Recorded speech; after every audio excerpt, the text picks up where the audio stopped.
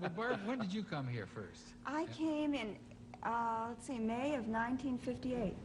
So that's almost 20 years ago. And in what capacity? I started out as the Romper Room teacher. But you did something else in those early days, didn't you? Well, I did do the weather for a while. And there you are. That's right.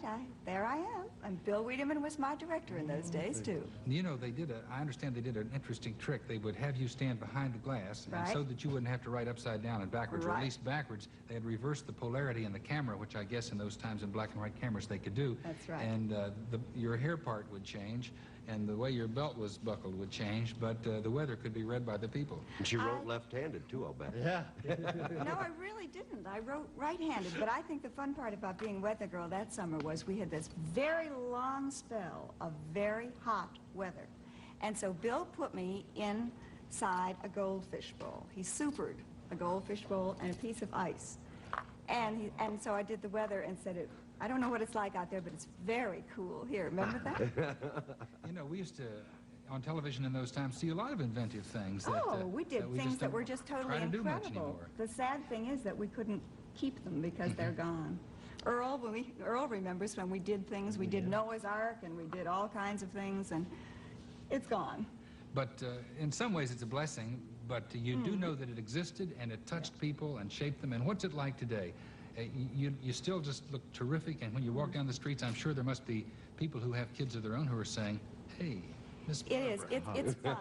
It's really fun, and it's especially rewarding because the older young people and the people in their 20s who do have children now will say, don't I know you? And then I'll say, well, maybe, and then I have to tell them, you know, that I did have a children's television program, and they say, sure. Sure. Well, Lynn, you get that, and I do too. Second generation. I get grandchildren. All right, grandchildren, aren't you? Oh, I don't believe I do. that. I have. Barbie, would you hold that up and see how how he looks through that? Oh, my goodness, he looks like Barnaby through this. Now, the secret is out. You're going to show the other part now, aren't you? Well, yes, it was done with this. Oh. And then the floor man took it away during a film clip, and it came up like this. Ah, there you go. And you said, what were and some I of could those see names all you'd my mentioned? friends at home. And you'd say, Oh, I saw Earl and Freddie Josephine and Jimmy and and everybody. Donnie and Roy and Earl. But you know, the biggest drawback is when these kids see me today, or these young people, they'll always say, you never say my name. So I'll say, Romper, Bumper, Stomper, Boo, tell me, do. Magic Mirror, tell me today. Did all my friends have fun at play? Did all our friends have fun with us today? I hope so, because I see my friend Kenny, and there's Linda and Laura. I see Gordon and Diana and David and Philip. There's Sue and Debbie and Bernice and Cindy, Jack and Patricia and Bradley. Well, there's Kevin, and there's that Stephen, yes it is.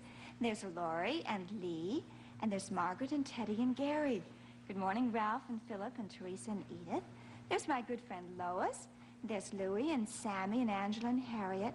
Luann and Andy and Donald. We'll see you all another day in the Romper Room School. And that's the way it was. Now, I wonder what year that was made. Oh, let me see. If I could have seen the length of the dress, I think I'd have told you. It was a very short skirt. I remember that dress. From about 58 to about 70? 71, through 71.